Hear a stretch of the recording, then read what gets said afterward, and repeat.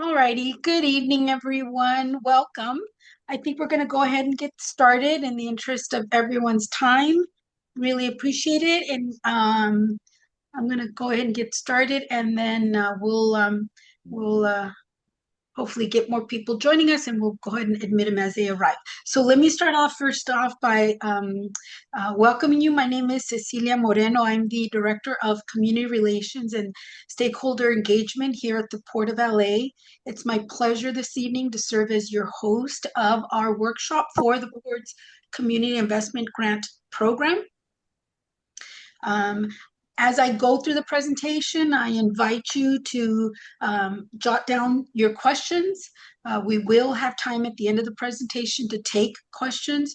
Additionally, if you want to submit items in the chat, you're also welcome to do that. There are members of the community relations team that are joining this evening. Some of them may be able to respond to the chat before I'm done with the presentation. Otherwise, we'll get to the chat questions at the end of the presentation, or again, if you have questions that you want to ask, we will make sure and have time for that as well. So also the presentation is being recorded, so we are going to have this uploaded to the Port of LA website. I do want to ask everybody if you could please mute yourselves. We do want to have everybody else muted.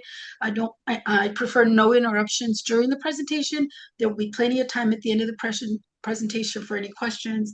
And like I mentioned, the presentation will be recorded, as well as the PowerPoint will be available. So we invite you to jot down your questions or hold on to them till the end of the presentation. So with that, we'll go ahead and get started. One moment, please. One moment, just 1 second.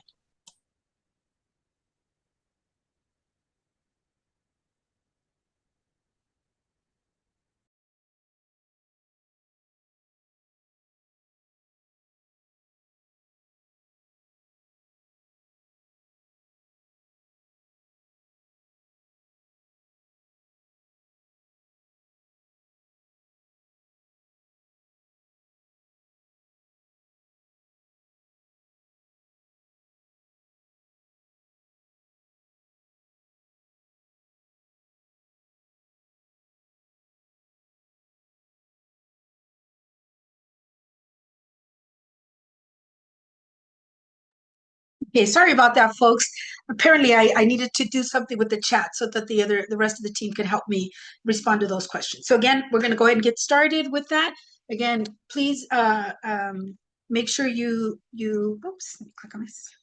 You jot down your questions, or you can add them to the chat, and we'll either get to them at the end of the presentation, or members of the team will have a chance to respond to the chat during the presentation.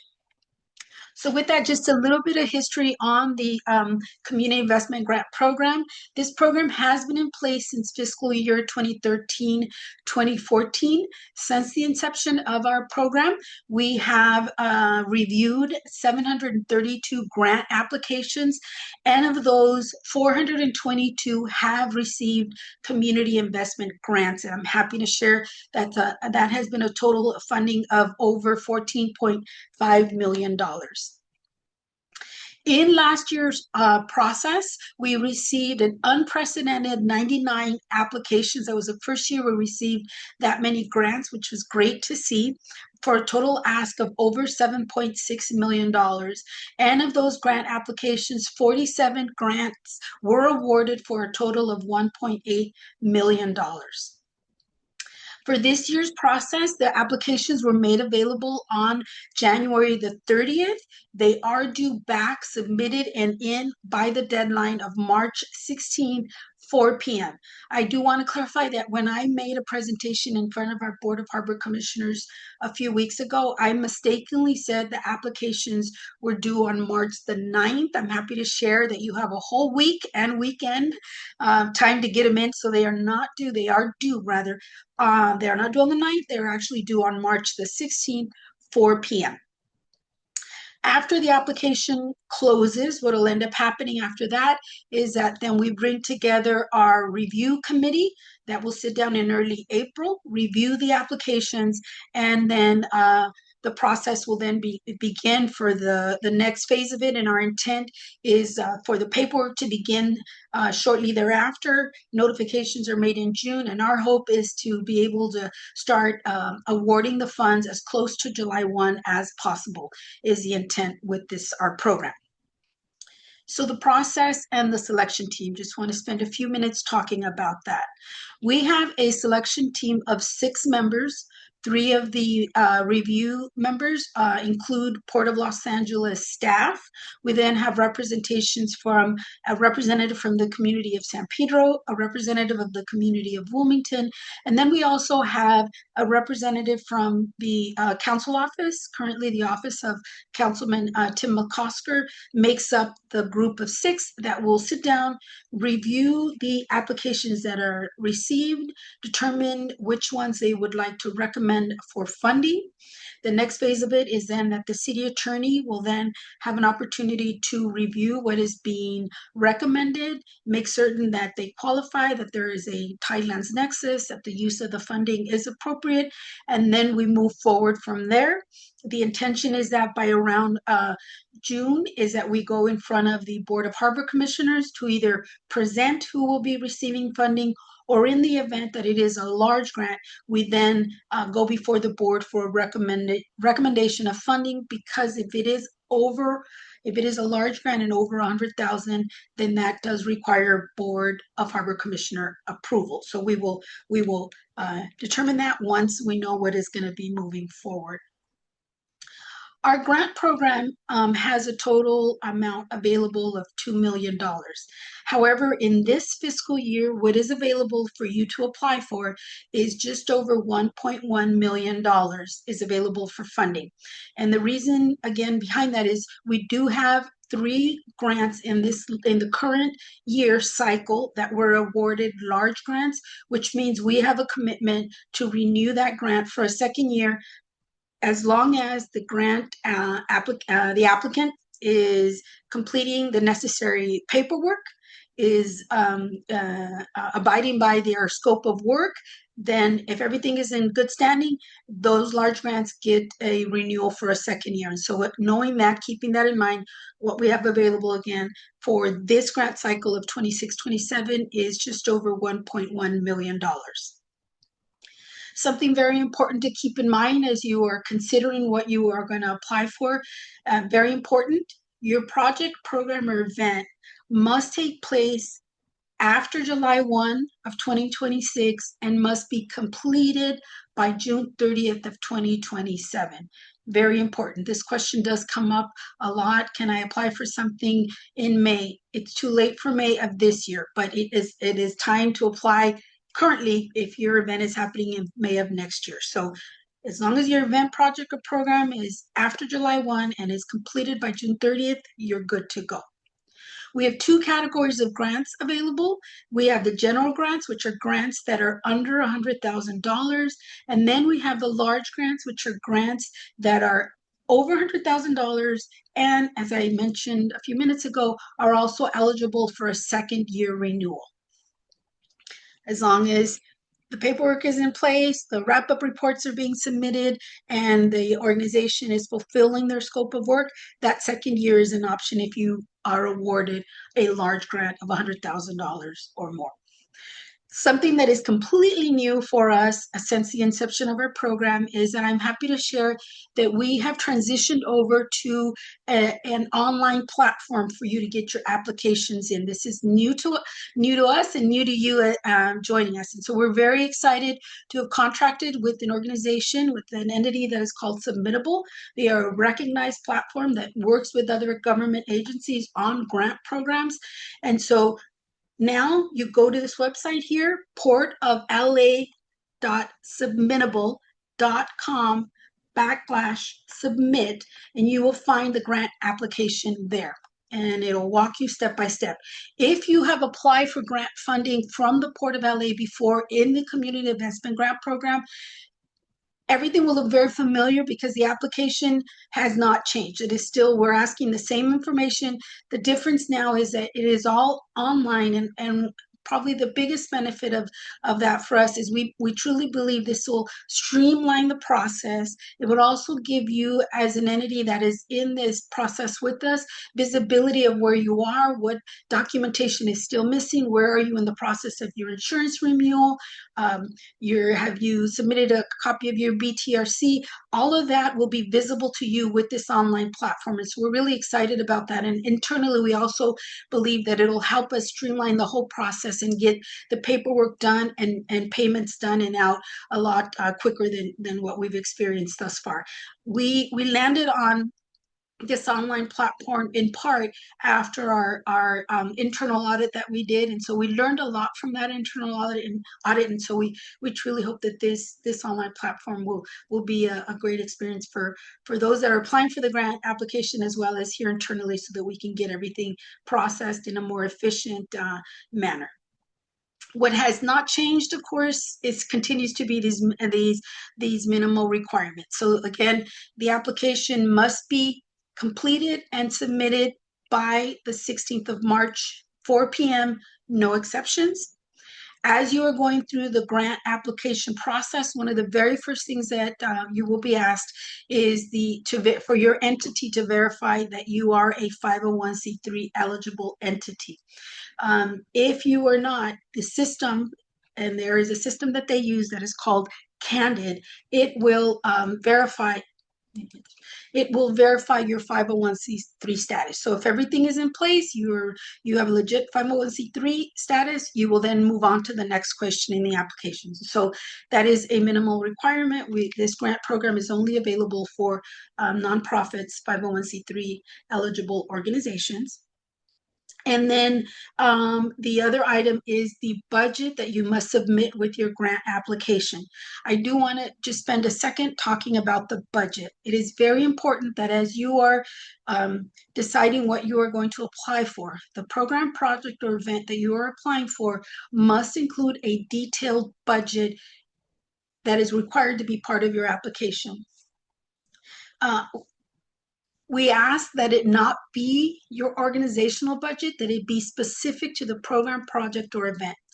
As you are considering your budget, I do want to highlight, I want to stress something that's very important. We get this question a lot, and that is, in your budget, can you include costs for staff, incentive, stipends, and things like that? And the answer is no. We are not able to cover costs for staff members, production people, stipends, items like that, fringe benefits, administrative costs. Those are ineligible items on your budget. You can submit them. You can identify that there are these additional costs to your program, project, or event. Not a problem. Just keep in mind that as you're getting that grant application, we are not able to fund that.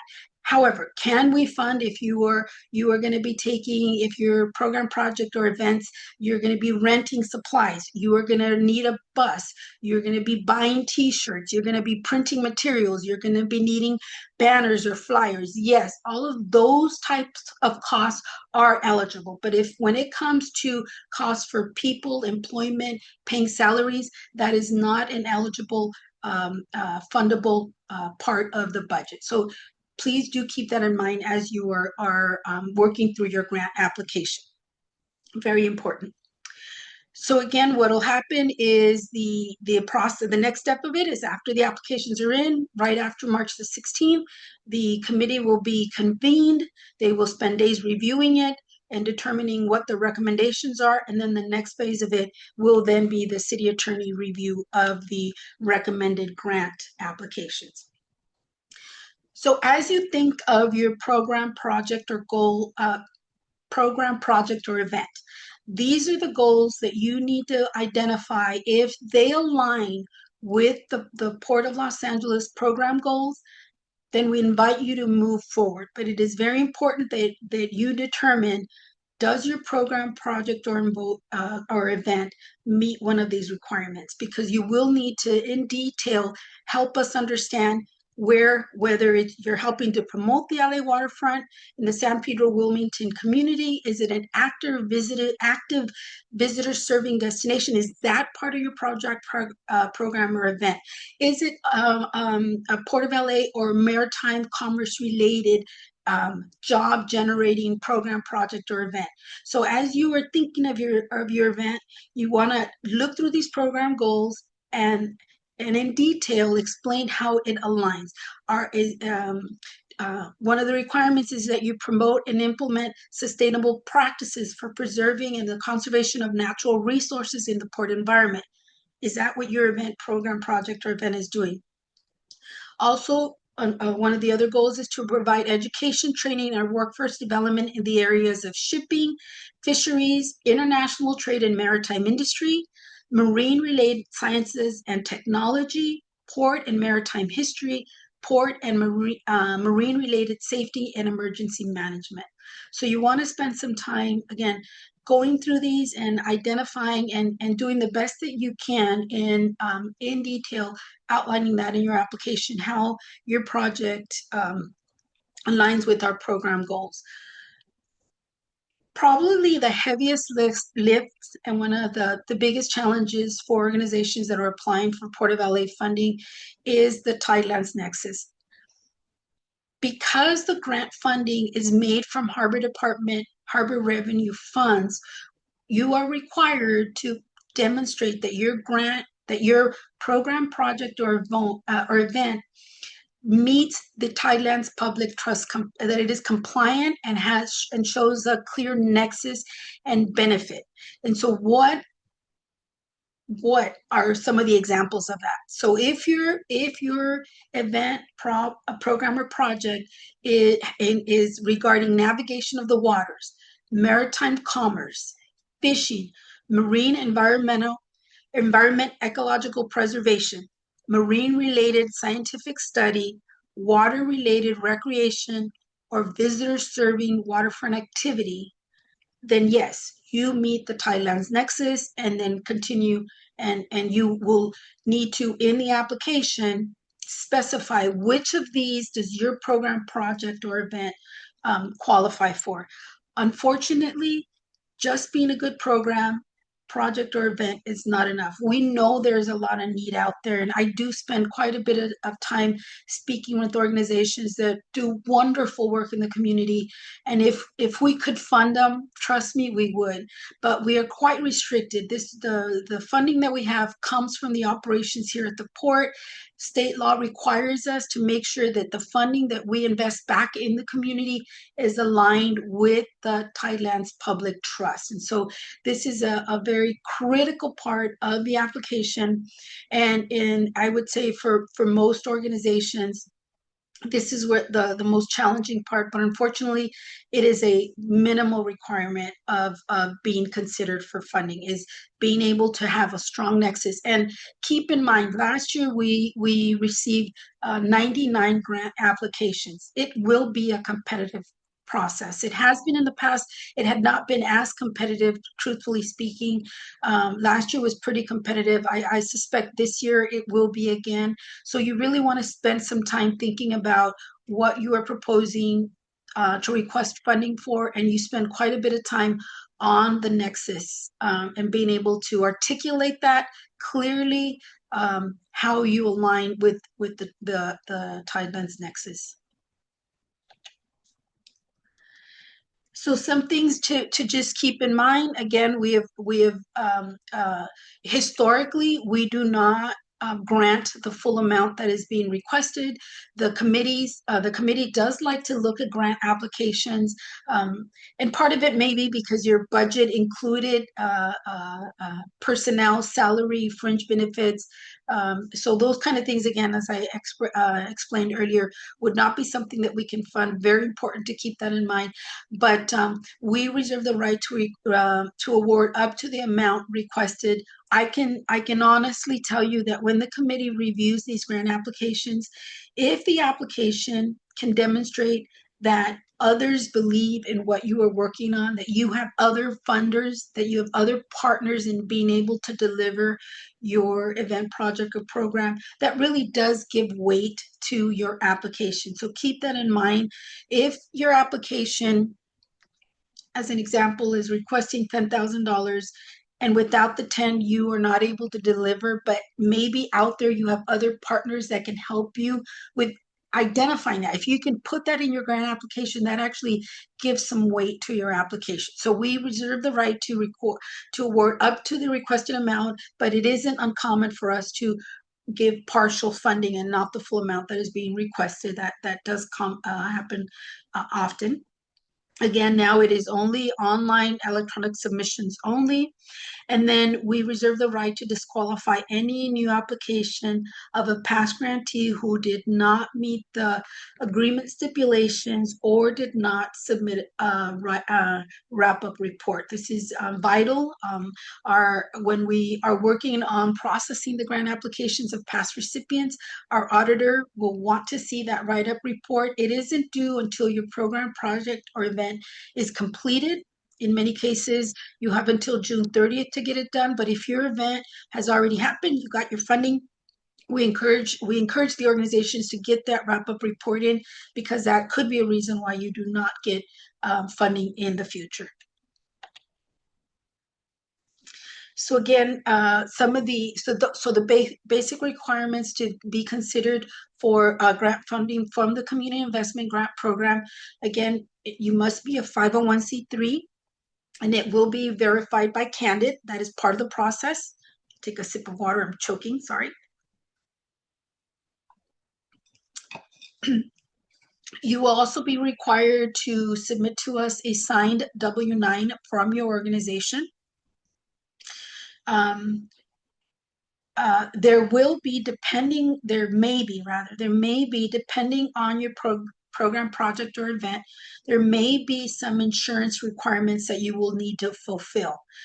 This is a really big, challenging part of the grant process, but of course you are working with a bureaucracy, and so we do have insurance requirements that we will know after your application has been submitted to us, after your application is recommended for funding. One of the very first steps that we do is that we have our risks management division review your grant application, what is being recommended for funding, and then they will advise the community relations team what the requirements are going to be, and then we will then send that to you, the organizations, explaining what the requirements are going to be. And then at that point, you will then work with your insurance broker to get your insurance in place, submit it to the city's Quick Comply, which is the organization where everything is uploaded. Your broker would take care of that for you. But there will be an insurance requirement. We won't know what that is until after your program, project, or event moves forward for funding, but we do want to be transparent about that. There will be an insurance requirement. We will know what that is, what the cost will be, or what it will include, rather. The limits of the insurance will be communicated to you once our risk management has reviewed the application, has advised us of what it is, and then we will be communicating that to the applications that are moving forward. We also require, this is something that the Office of Finance requires, all entities that are going to receive funding or a check from the City of LA, from the Port of LA, that you must have a City of Los Angeles business tax registration certificate. As a 501c3, you are exempt from being taxed. However, you still must apply for a BTRC. You will apply. You can do it online, or you can go to the Office of Finance and start the application. You will then be given, once everything is verified of your 501c3 status, you will be given a letter that lets you know that you are exempt, that includes your certificate number. And so this is critical. We get applications that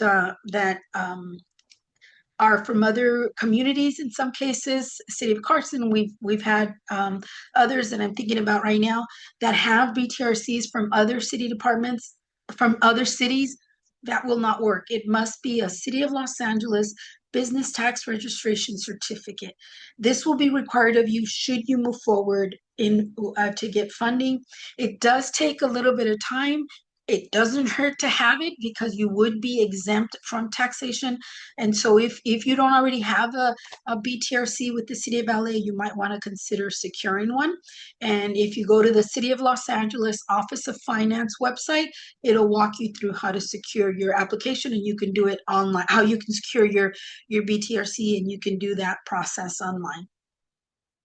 Again, going back to the nexus, your program, project, or event must show a clear nexus to the Tidelands Trust and also the stated goals that we identified.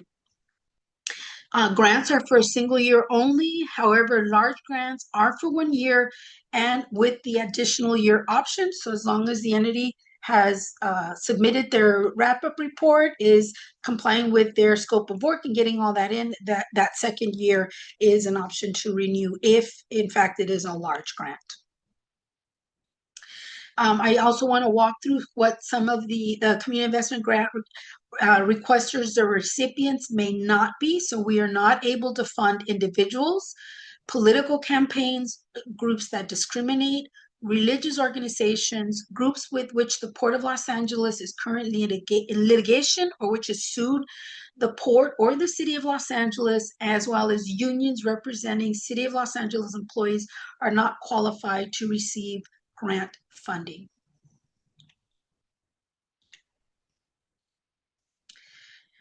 So just want to reiterate, the applications are due by 4 p.m. on March the 16th, 2026.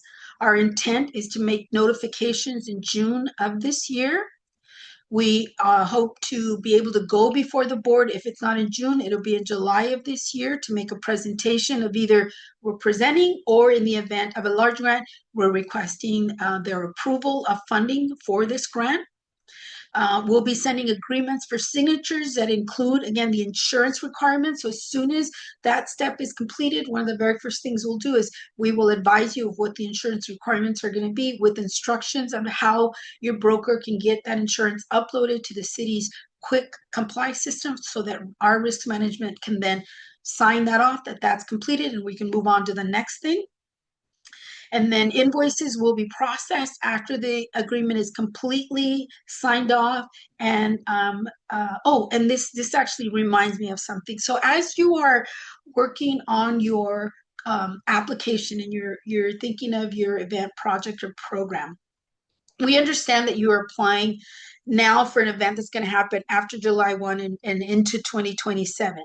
So as you're submitting your applications, there may be changes after this cycle ends and we're moving forward with your grant application. That is perfectly understandable. The important thing is, as if your entity is to be awarded funding, we will be in contact with you so that we can get clarity on the date of your program, project, or event, because the insurance requirement for your program, project, or event is specific to what you are being awarded funding for. So if, say, right now you're submitting your application and you're proposing that you're going to hold an event on September 30th of 2026, but as it gets closer, you choose to move that out to January of 2027, that's okay. We can work with that on you. The important thing is that you communicate that to us and that your insurance that you are required to have, that your broker has updated your insurance so that it reflects whatever the date that you are then going to hold the event, that it actually has that. Because one of the delays, a lot of the times, one of the delays in moving the funding forward is that the insurance doesn't line up or the insurance has expired. And so we will work with you. We will do our best to help you get to that point so that we can get the applications moving and the funding forward. But the communication with you and our community relations team will be vital so that we can do everything we can to avoid any delays possible. let's see. And then you will be required to submit an end of the year wrap up report. We do request logos, and the logo is at the beginning of the process, so that we can have that on file, as well as a photo of your program, project, or event. And these are requirements that you will see as you're going through the application process. You'll have an opportunity to submit those items. So I wanted to show you, when you go to the PortofLA submittable.com submit website, this is what you're going to see. And you will be invited to create a free account that you will then be able to start your application with. You don't have to submit. You can save your work and come back to it later. You can gather your documentation or work with your team, so you can start the process. And this is where you would do that. You again, as long as you remember to hit that send button before 4 p.m. on March the 16th, you are good to go. But once you start the process, if you've applied for grant funding from us before, um, uh, um, you will find that the questions have not changed. The application, we always try and make it very, very straightforward. What are you applying for? Make sure you're a 501c3. We were talking about your business tax registration certificate. And so we ask that the application itself, the questions remain the same. We try to be really straightforward. I do want to stress that if there are changes in your entity, and you maybe a member of your team that helped you with the application has changed, the emails changing, the phone numbers changing, you make sure and have communication with us. And at the end of this presentation, our email will be there, so that if you have questions or there are changes or there are updates, that you make sure and submit that to us. Because um, current contact name and email, phone number is critical for this process. There will be a lot of back and forth throughout the process, and so making sure that we have clear communication is going to be extremely important. So again, the application, what is being asked, what your program, project, or event history is, describe how it aligns with the port's project goals, your nexus statement. All of these questions are as they have been in the past. They're pretty straightforward. Describe how your project, program, or event supports the community investment grant program goals. And at that point, be as detailed as you can and articulate how your program, project, or event has a strong nexus, how it meets these goals. Have you received funding in the past? How do you plan to evaluate if your program, project, or event was successful? So all of those questions are very straightforward. They have not changed since we started this program, and so hopefully that part of the process will be very familiar to some of you. And for those of you that are joining us for the first time, you'll see that our questions are pretty straightforward. Once again, the application opened up on January the 29th. They are due 4 p.m. March the 16th. Our intent is to make notifications by June. We hope to go before the board in July. I think I already covered this one. I'm sorry. I think I did this slide twice. So one of the questions that we usually get is, who has received funding in the past? And so I did want to share with you, and this is not all inclusive. This does not have all of the logos, but the following page does. And so in the current fiscal year, and again, this information is available on the PortofLA website, as well as this presentation, like I said, is being recorded. The PowerPoint will be available. But just to give you an idea, these are the entities that are currently receiving funding in the 25-26 Community Investment Grant Program. Like I mentioned, it's 47 of them. Of the 47,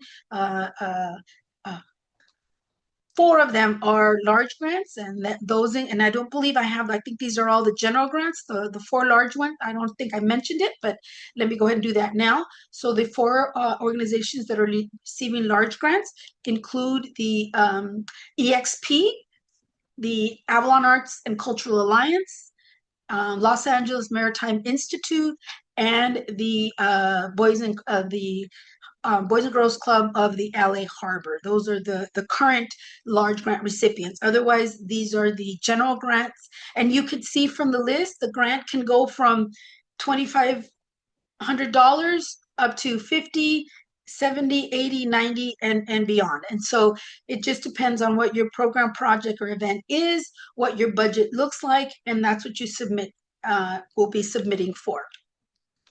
So we're going to start with the question phase. Oh, we have somebody that just joined. Admit them. So we're going to start with the question phase. This is our sponsorship at PortofLA.org, is where the team that works on the Community Investment Grant Program, several of us have eyes on that email. So that is where, if after tonight you have questions or whatever the case, that is where you can send our email, and somebody from the community relations team, whether myself or somebody else from the team, will be responding to you. My email, cmoreno@portofla.org, same thing. Monday, March 16, 4 p.m., critical, keep that date in mind. And that concludes the presentation. I'm going to stop sharing so that then we can see everybody that's in our workshop today. Oops, stop sharing so we can see everybody. There we go. And then we're going to head and go. Oops. All right. So let me go ahead. I'm going to start with the questions in the chat first. And then if you want to raise your hand and unmute yourself, we can then go ahead and answer some questions. So let me go ahead and start with that. Okay, that's not a question. Okay. Okay, I don't see anything there. So I'm going to go ahead and close that chat. And let me go ahead and open it up. So I see iPhone. I don't see a name. So iPhone, there's no number. Right. It might be me. Hi, thank you so much for the presentation. That was really informative.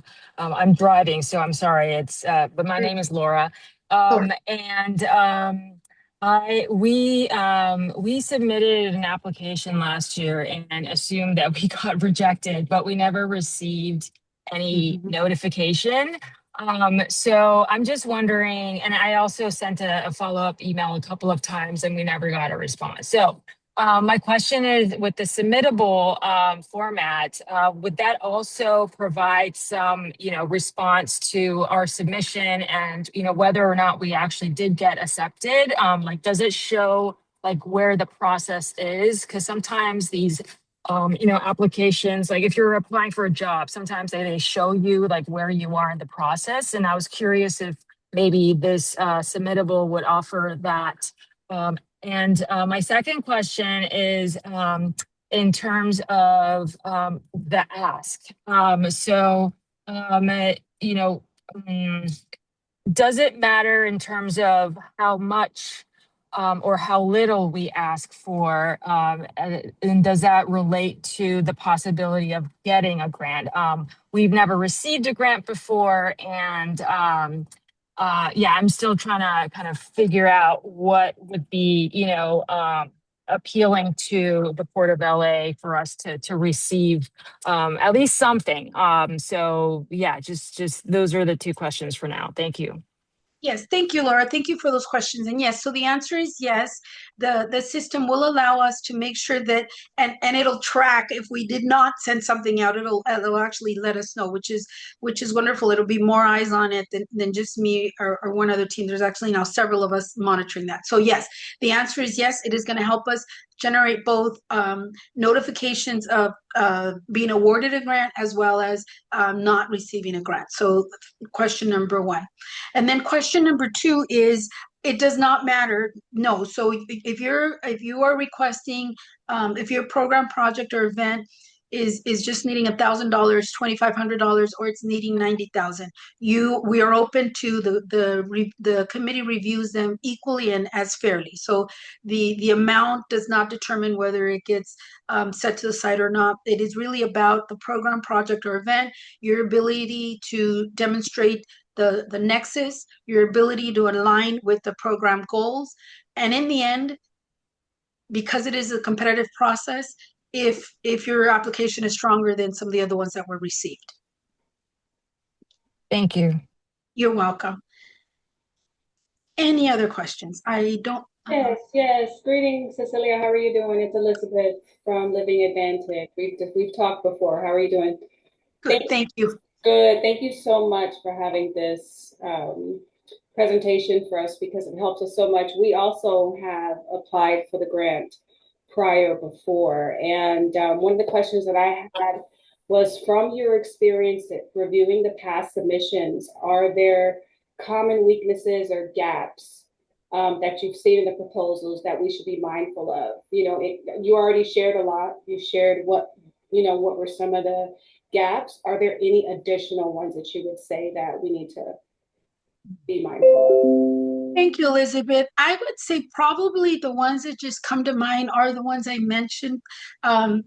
The When the committee reviews the budget, we do get quite a few grants that are asking for 50 and 45 of it is for staffing costs. Mm-hmm. That is not unusual. And unfortunately, that is just not something that the State Lands Trust will allow us to fund. So that the nexus, being able to show a strong nexus is key, and then outlining, list it all in your budget, whatever you can think of, put it in that budget, because when the committee is reviewing and they see a strong application, and if they can fund something, they will. We love to spread out this money as much as we can, and honestly, it was really exciting last year. We received some grant applications of organizations that had never applied before. I'm happy to say several of those received grant funding.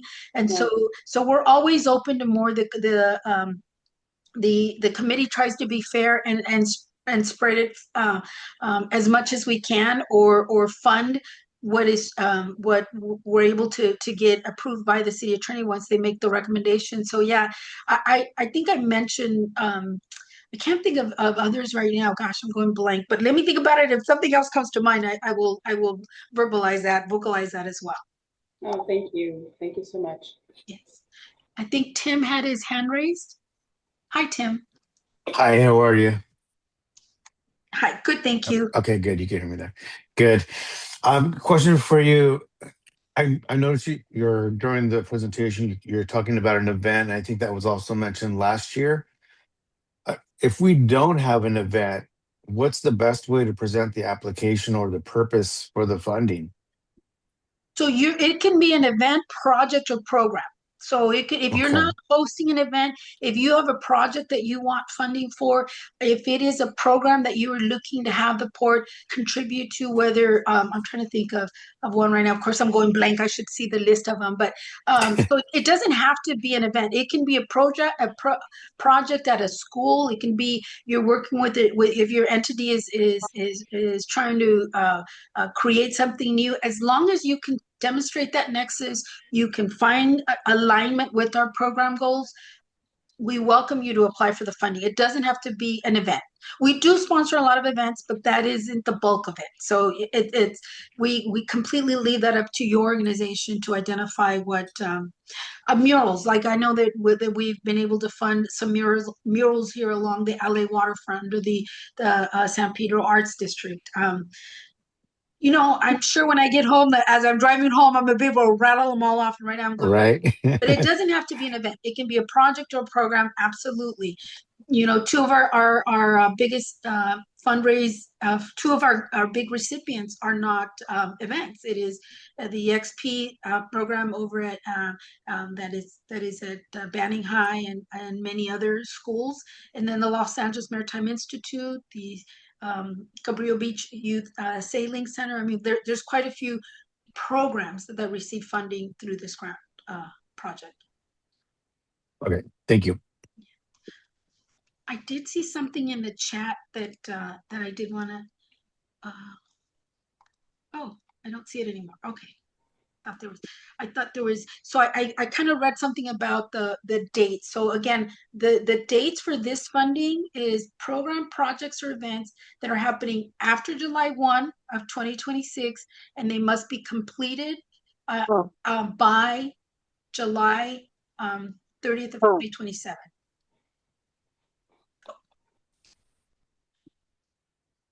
Let's see. Any other questions here? I'm sure. And again, we're gonna making sure I'm not missing anybody in the. Okay, I don't see any other hands raised.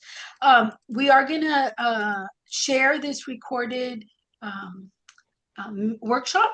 The PowerPoint will also be shared. But if you have questions afterwards, sponsorships at the Port of LA. So to be clear, it is. If we planned a 9-week program, for example, the earliest start date allowed would be July 1.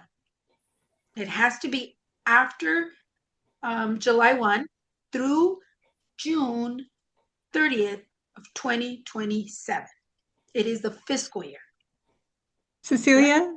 Yes. Hi, Susan and Randy, thank you so much. We applied last year. Are the dates different? Not for submission, but for the event to happen than it was last year? No, it is fiscal year based. So after July 1, done by June 30th of the next year. So currently, right now, the cycle we're in is events or project that started after July 1 of 2025 and have to be done, completed by June 30th of 2026. That's where we are right now in this cycle. It's the same. Thank you. Yes.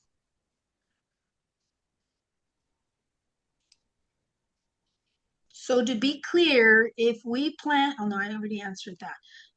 I thought there was something else. I see questions pop up and then they disappear on me. Okay. Well, somebody had a chat question that I saw when I was speaking just now, and now it's gone. But any other questions? Yes, Elizabeth again from Living Advantage. One of the questions that I had was, how does the port define and they score a strong harbor community nexus? Like, how do they define it? Like a strong score? What is like priorities over? Well, so it again, it would need to align. So when as you're looking at your program, project, or event, it will be scored based on is it visitor serving? Is it related to fisheries? Is it related to maritime jobs? So the bullet points, and of course, right now I wanted to repost it. Do I have it? I wanted to reshare. Where did it go? Sorry. Give me a quick second. So as you are working on your application and you look at these, and I'm gonna put them back on the screen right now. Yeah. It's giving you a second. I know what you're talking about. Yep. But yeah, so that is what is scored when the committee looks at it. If your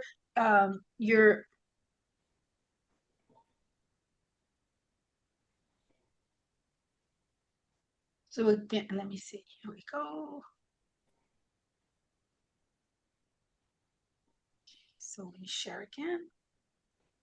Mm-hmm. What's she doing?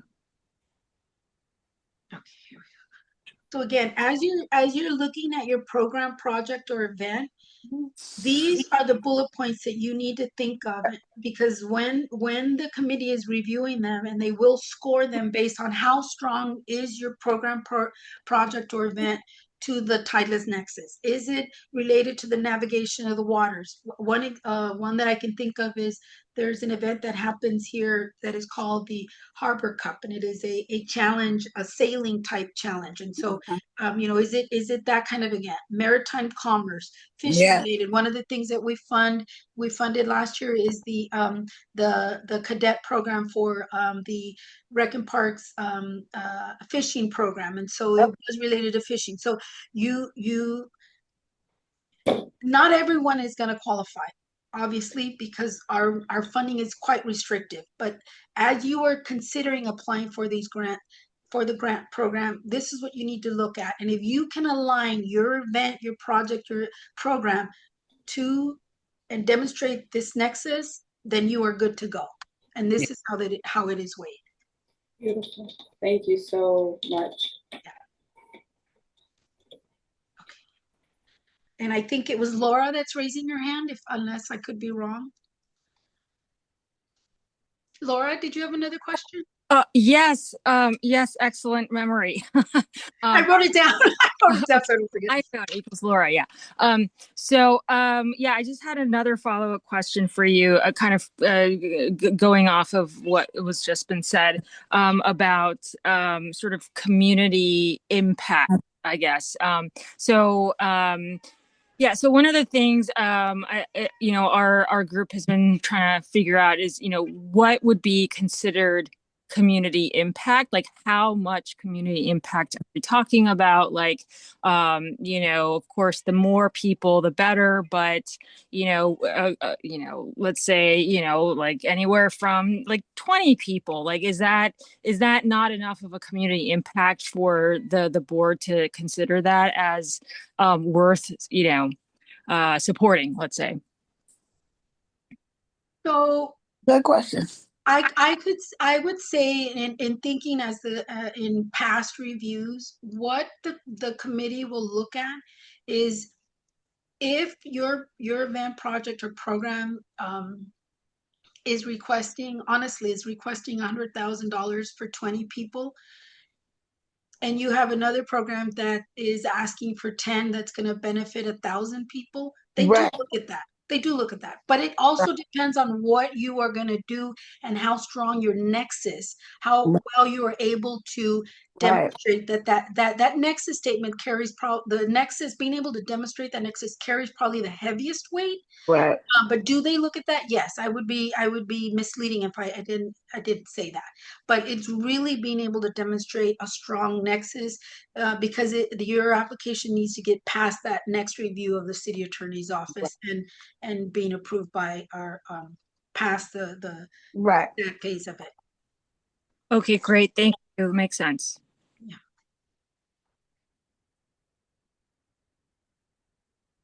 Oh, I know why I'm not seeing. I'm not going down. Sorry. Okay. I wasn't scrolling down on the chat.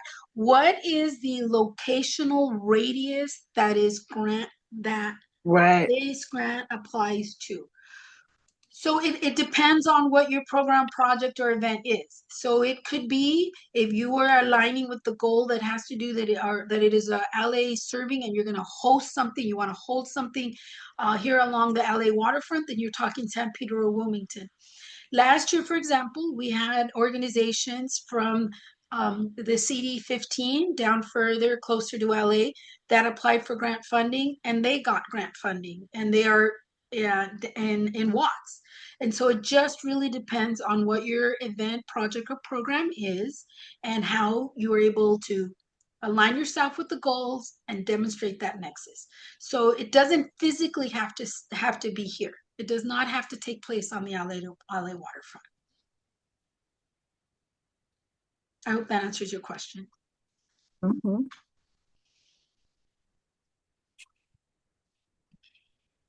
Let's see. Okay.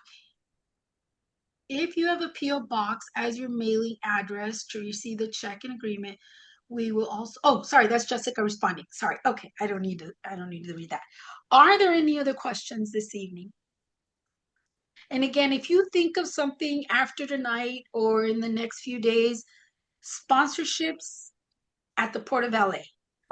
That's where you can send it, or you could send it to cmoreno@portla.org as well.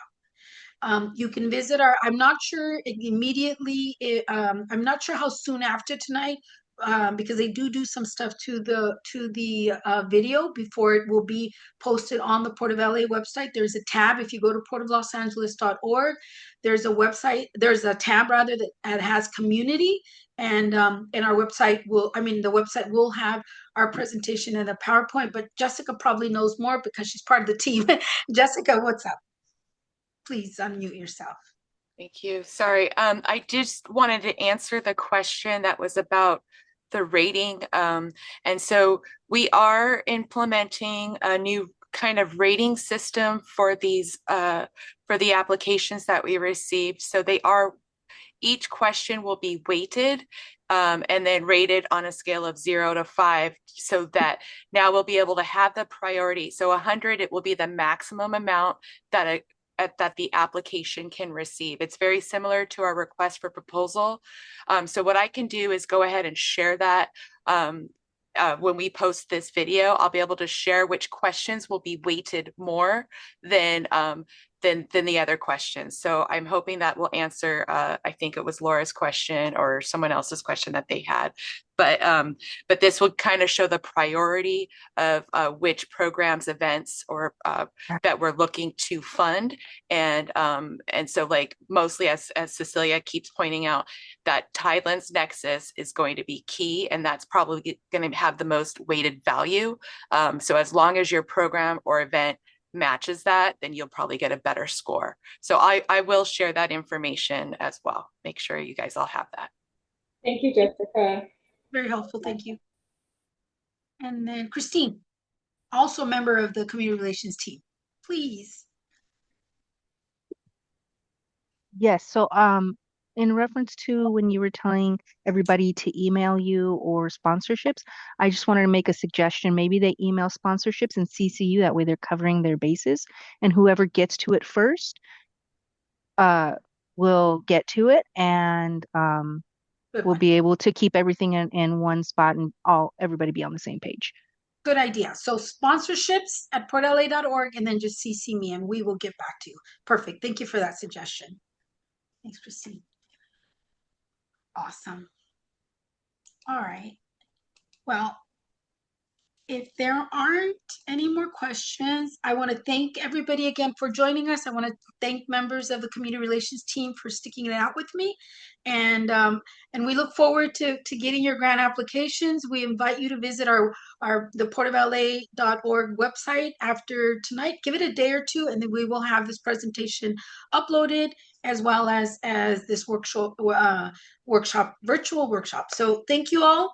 Have a wonderful evening. Stay dry. And if you're available, join us on Saturday. We are hosting the Lunar New Year. This is our 12th annual Lunar New Year at Crafted at the Port of LA from 3 to 7 p.m. It's going to be a lot of fun, and it'll be indoors. So if you would like to see us, speak to us in person, that's where we're going to be. So with that, thank you, everybody. Have a wonderful night, and we look forward to your applications. And everyone, stay safe. Bye-bye. Thank you. Bye-bye.